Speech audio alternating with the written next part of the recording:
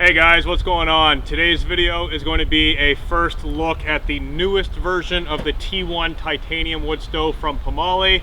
And I also have the current version of the stove here on display so we can talk about some of the key differences. Now, this current model has a ton of differences from this model to this model, but there are three major differences that I want to cover in today's video about this stove. Three major things that are improved compared to this stove. So let's get right into it. All right, so first thing I want to mention about this stove is it is still currently a prototype at the time of filming right now, March 1st, 2021. By the time this video is released, there will be changes that have already been made, and it should be on the market available for purchase very soon. There's also going to be two sizes of this stove, the current size that you see now, and then a much larger version of it for those who want a larger stove for a larger tent. So I'm not going to cover specs in this video, the differences between this and this, because like I said, some things with the stove have already changed in the manufacturing process, so those specs are going to change. But the three main topics that I want to talk about today before I get a fire burning in the stove are very important. So the first aspect that I want to point out, this stove has these finger latches here to open, just like that, to take the top lid off. The current version of the T1 has these little finger latches, which do the job just perfectly fine, but they are smaller, and I find if you do have large gloves on, they may get in the way of having to manipulate that, so you most likely will have to take your gloves off, but for me, that is not a problem. They work very well. And this stove has been used multiple trips and still performing really well. So that is the first noticeable difference on the outside of the stove, is they changed the design of this. They're much longer, which gives more leverage. As you can see, they just swing right into place. They're external, so they're not up against the side of the wall, so you do have a little bit more room and freedom to manipulate that just by simply putting your thumb on the top and pushing down, and it opens up very, very easily. So that's the first major difference that I really enjoy. And there are holes in the top side of those, and we'll talk about that a little later on when basically when I get the finalized version. We'll cover what those holes are for. It's for a cooking grill, but I don't have it set up right now, so we'll cover that in a future video when I receive the finalized version. But that right there is the first main difference, and it is a very, very user-friendly difference, I will add. Very, very easy to open that and then shut it. Love that addition. The second difference is actually still on the outside of the stove, and it is a very, very big one. I'll give you guys a second if you can actually see it, if you guys can visually kind of pick out what the difference is. It's on the bottom of the stove. So you'll notice that the current version of the T1 has a hinge system.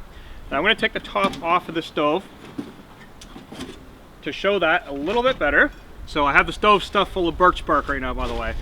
So this stove is on a hinge system. This entire stove is a fast fold design. And what that means is if we open up these latches, the side panel folds in.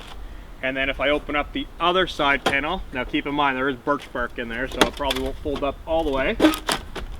The end folds down completely flat, all right? And if you're looking for a review on this stove or any other of the Pomoly stoves, I have a full gear review playlist. Check it out. I'll even link it at the end of this video so you can see all the reviews of the different stoves. But this stove has a hinge system. Now that means a few different things. You can't take the sides off easily. Now if you really do need to maintenance the stove, you can disassemble the stove by removing the bolts and then pull the pin out and completely remove the side.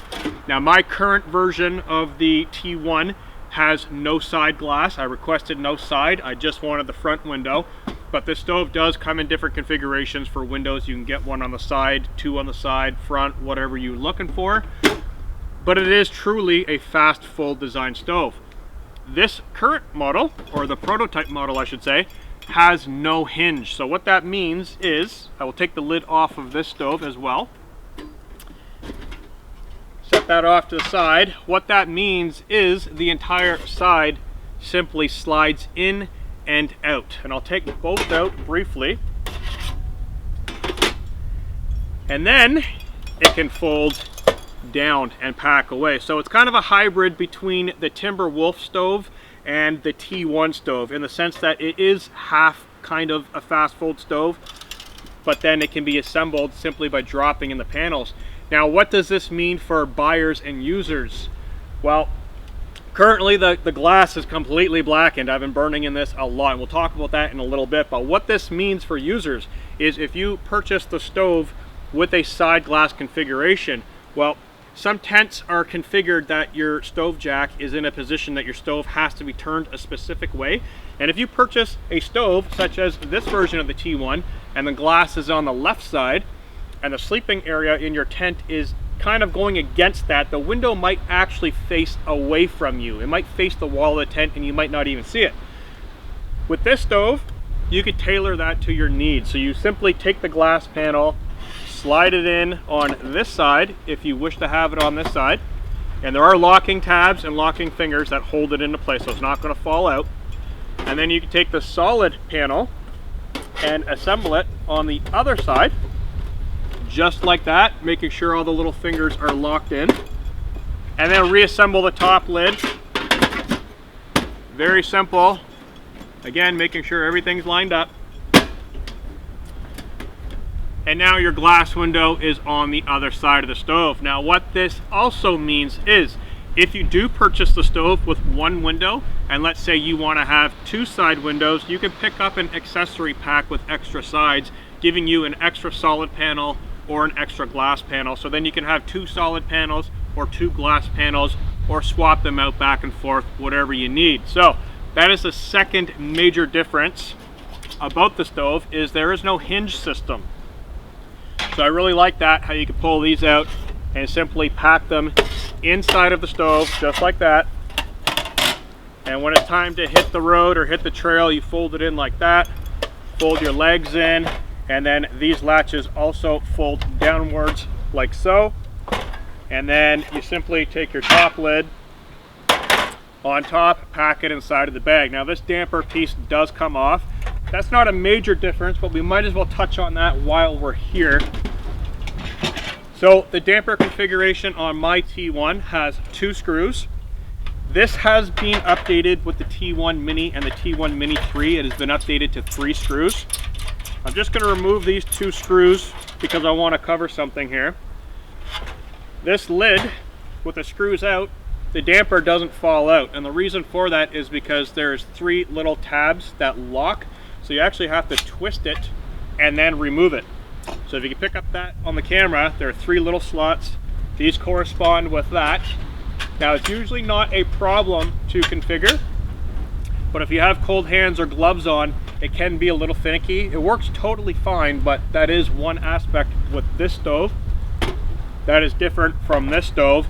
This stove has 3 screws, more strength, and there are no fins, so it drops in completely straight, and then you just put the screws in. There's no need to lock or twist. It drops right in. So the third major difference with this stove compared to this is actually in the lid. So I'm going to move these stoves out of the way, and I'm going to talk about the lids themselves really quickly, because this is where things get really interesting. All right guys, now that we've got the stove bodies out of the way, let's take a look at these lids. So this is the prototype, this is the current version.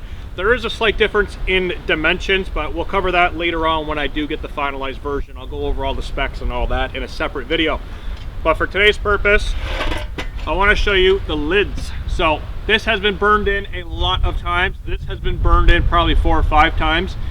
I had it for probably about 2 or 3 weeks now. I've been tinkering away with it. This one I've owned for a very long time, and it is a amazing stove, absolutely amazing. I love it. But there is a huge difference between these lids, and it lies underneath. But before I turn it over, I want to show you guys the burn pattern on this. You'll notice the burn pattern on this is constant all the way around the lid. It is discolored completely, right to the corners of the lid, completely discolored.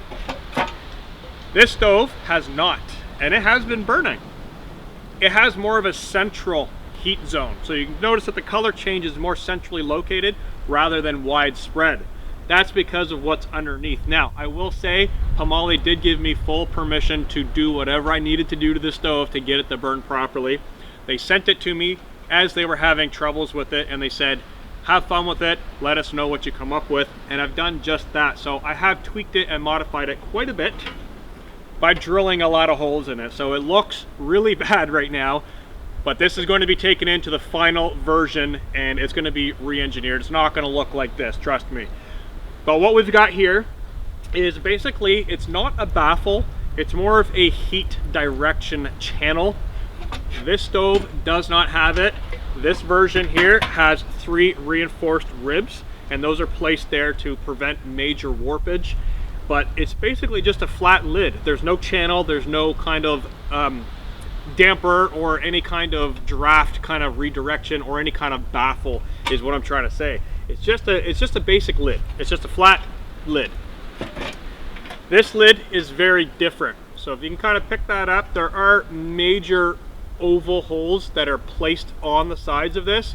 Those were put there by factory, but all the holes on this flat surface were actually added by me during testing and trying to get the stove to burn correctly.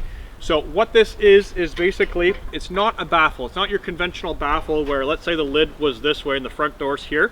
Basically you'd have a baffle here and the fire would burn in the back, and then the exhaust, the smoke would come towards the front, go up in a baffle, usually about an inch and a half down, and then it would have to go across the top of the lid of the stove from the inside and then out. So that's a true baffle, and it creates a re-burn effect, and it's supposed to help the stove burn more efficiently. These stoves, among many different brands of titanium tent stoves, truthfully, they all burn very efficiently as long as you're using it properly. So this is not a baffle configuration, it's more of a heat distribution channel. And what that does is it allows the heat to go in through these side holes and then travel down the lid. So this would be the front of the stove, this would be the back of the stove.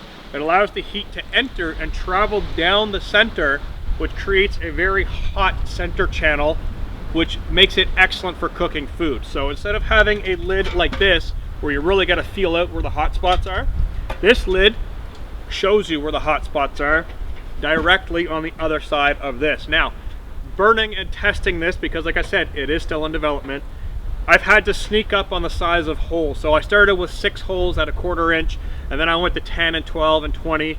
I drilled holes up here to get it to try and burn a little bit more efficiently. Ultimately, I ended up opening up that entire area, so now you can see the damper goes right through. And I've added a significant amount of holes. So when I received this stove, it burned very, very well. Very well, but it only burned at a gentle pace, almost as if you were burning a stove like this, and you had the damper shut almost all the way. That's how it burned when it was open max. I've tried different fuel. I've tried pellets, I've tried manufactured bricks, I've tried hardwood, softwood, 2x4, kiln dried. All the tricks that I usually do, I've thrown into the stove. Couldn't get it to work, so finally I decided to pop a bunch of holes in there and see if it'll work. It performs much better now. But like I said, these changes have already been put into effect through Pomoly, and there is another revised version of this coming out. When the finalized version comes out, it will not look like that. It will look nice and professional, and it will burn the way it's supposed to. But I just figured it would be fun to bring you guys behind the scenes and show you guys a little bit about the developmental stages and what I do with my spare time when I'm not out camping. I'm tinkering with gear and kind of just having fun in the backyard, you know, tinkering and just having fun with things. So I'm going to get this stove assembled, put the sides back on, and I'm going to get the stovepipe put on, and I'm going to light the fire inside. Now keep in mind, it is windy out today, and typically when you have a stove that has a lot of wind blowing into the front draft or in through the little nooks and crannies, it does force smoke outside of the stove. Does not do that when it's in an enclosed tent. It really should be burned indoors inside of a tent, so it's not being affected by that wind. But hopefully we can get this burning properly today, being in the open and with all this wind, and we'll see how it works. All right guys, fire in the hole. Let's see how it burns. Now it is very windy out still.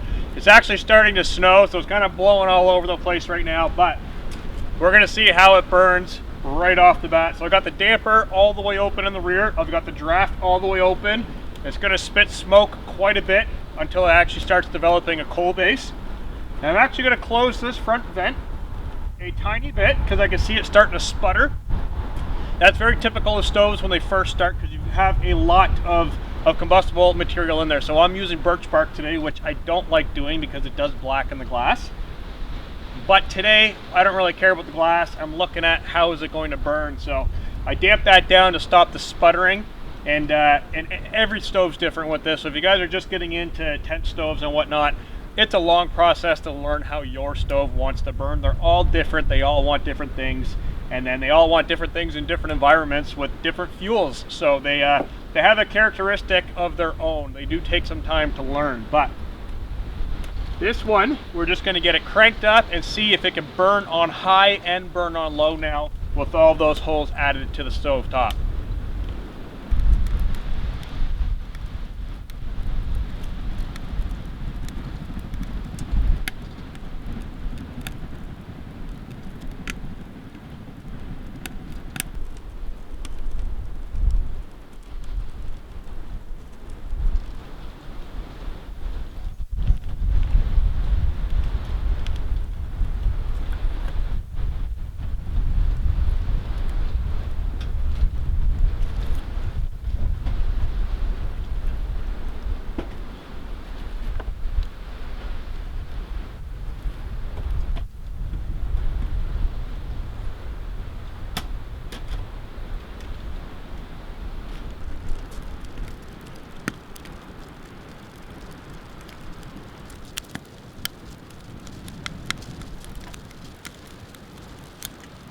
All right, so you can see that the glass on this stove is cleaning itself off finally after you get a good cold base in these small stoves. And it doesn't matter what brand the stove is, once you get a nice hot cold base in there, the glass will start cleaning itself all the way back, and that tells you you've got a very efficient burn going on. So this is working very, very well. It's putting out a load of heat. I can feel it just roast in my hand. And I'm very, very happy with this. So all my findings have been forwarded to Pamali. My findings plus their findings. So that's all been put into the revised version of this. And like I said, when this comes to market, all the kinks will be worked out and it's going to be a great stove. I'm very, very happy with it so far. So I'm going to leave the video here. It is getting very windy out and it's snowing. I'm going to let this burn for a little bit longer and then I'm going to pack it up, get it inside the house, and get the video edited and out to you guys. As always, if you have any questions or comments, drop it down in the comment section and I'll be sure to get back to you. Thanks for hanging out in the yard with me today, guys, and I'll catch you in the next video.